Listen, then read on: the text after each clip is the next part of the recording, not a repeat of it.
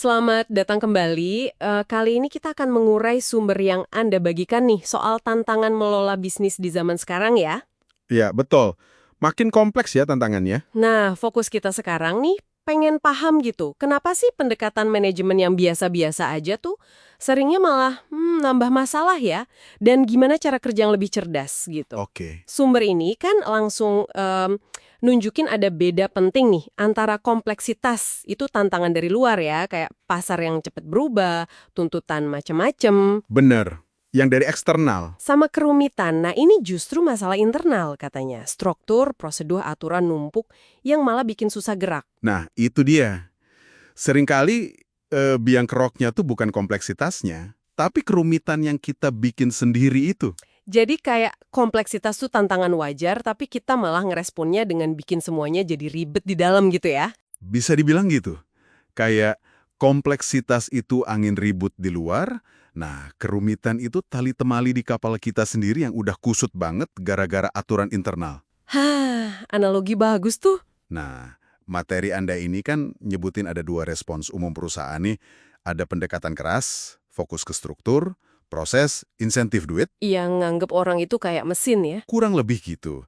Sama pendekatan lunak, yang fokusnya ke hubungan antar orang, motivasi, mindset. Seolah kalau semua happy, kerjaan beres. Dan ironisnya kan, katanya dua-duanya ini seringkali malah nambahin kerumitan itu tadi ya, bukannya jadi solusi. Iya betul, malah jadi kayak lingkaran setan manajemen. Ditambah struktur, orang malah ngerasa dikekang. Terus ditambahin program people biar pada senang. Biar moodnya bagus gitu ya. Iya, tapi akar masalahnya, kerumitan tadi itu nggak kesentuh sama sekali. Jadi muter-muter di situ aja ya. Benar sekali. Makanya sumber ini nawarin alternatif. Bukan kontrol yang makin ketat, tapi kombinasi cerdas antara otonomi sama kerjasama.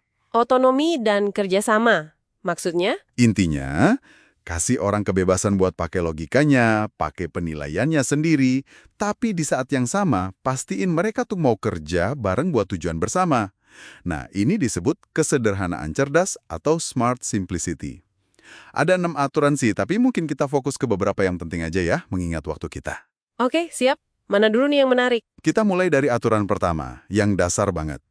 Pahami apa yang sebenarnya dilakukan orang-orang Anda. Kedengerannya simple ya.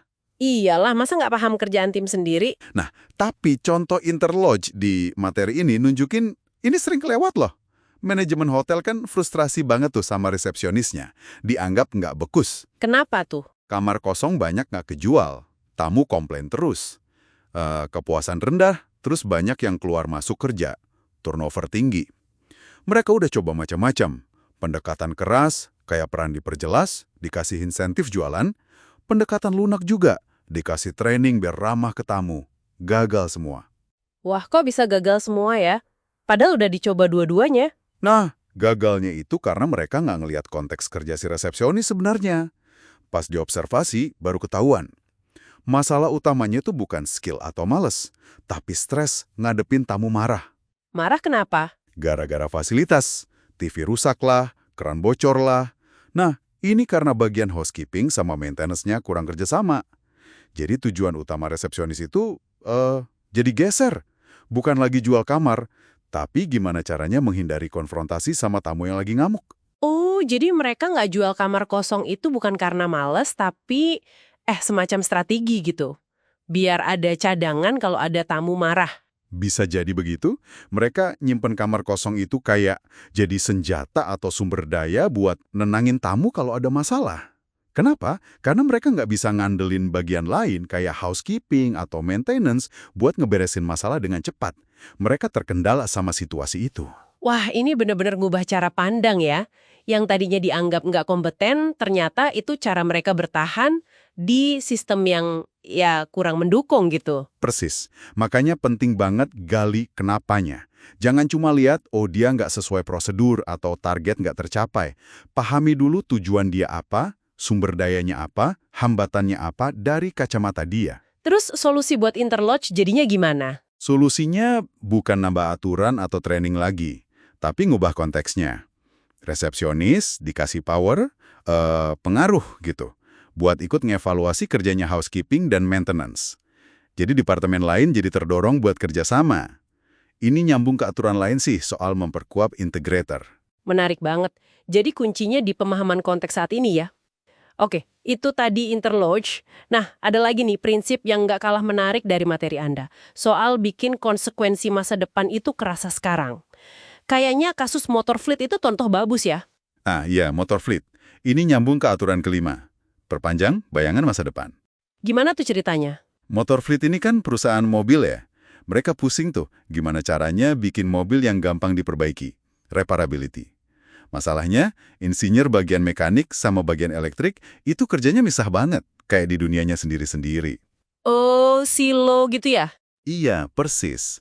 Masing-masing ngejar targetnya sendiri, misalnya desain harus kompak, tapi nggak mikirin nanti susah benerinnya. Akibatnya, yaitu biaya garansi jadi mahal, konsumen ngeluh. Terus mereka coba apa buat ngatasinnya? Solusi biasa lagi? Udah dicoba. Bikin jabatan baru, Mystery Repairability, nambahin KPI soal kemudahan perbaikan, kasih insentif, ya gitu-gitu deh. Hasilnya? Nggak ngaruh. Malah nambah rumit. Nah, itu dia. Kerumitan nambah, masalah intinya nggak kelar. Terus solusi cerdasnya gimana dong? Solusinya cukup radikal tapi simple. Jadi, beberapa insinyur yang ngerancang model mobil tertentu, setelah mobil itu launching, mereka dipindahin. Dipindahin kemana? Ke bagian jaringan purna jual, bagian servis. Dan ini kuncinya, mereka dibikin tanggung jawab langsung sama budget garansi buat model yang mereka desain itu. Wow, jadi mereka harus istilahnya tidur di kasur yang mereka bikin sendiri ya? Iya, bisa dibilang gitu. Tiba-tiba aja urusan gampang diperbaiki, itu bukan lagi sekedar angka di kertas target, tapi jadi masalah pribadi mereka. Kerasa langsung dampaknya ke anggaran mereka di masa depan, tapi efeknya kerasa sekarang. Pasti langsung beda ya cara mereka mikir pas ngerancang. Jadi lebih mikirin gimana nanti pas di servis. Otomatis kerja sama antar insinyur juga jadi lebih penting kan? Dari awal. Itu intinya. Lingkaran umpan balik atau feedback loop yang cerdas kayak gini, yang ngikat konsekuensi nanti sama tindakan sekarang, itu jauh lebih kuat daripada nambah lapisan kontrol atau insentif yang nyelimet. Ini ngedorong orang pakai akal sehatnya buat nyiimbangin macam-macam tuntutan, tanpa perlu nambah birokrasi lagi. Wah, ini benar-benar mencerahkan ya. Jadi, kesimpulannya nih, daripada kita pusing nambahin kerumitan lewat struktur, aturan, prosedur baru, Yang seringkali nggak nyelesain masalah. iya, mendingan kita fokus pahami dulu konteks perilaku orang itu sebenarnya gimana. Terus, bentuk ulang konteksnya secara cerdas, biar mereka punya otonomi tapi juga terdorong buat kerjasama. Benar. Keenam aturan kesederhanaan cerdas ini intinya ngasih kerangka buat itu. Manfaatin kecerdasan orang-orang di organisasi buat ngadepin kompleksitas bisnis zaman sekarang dengan cara yang lebih efektif, lebih simpel. Oke, ini jadi mikir juga nih. Mungkin pertanyaan buat Anda ngedengerin. Di tempat kerja Anda, ada nggak sih contoh kerumitan internal yang sebenarnya respon kurang pas buat ngadepin kompleksitas eksternal?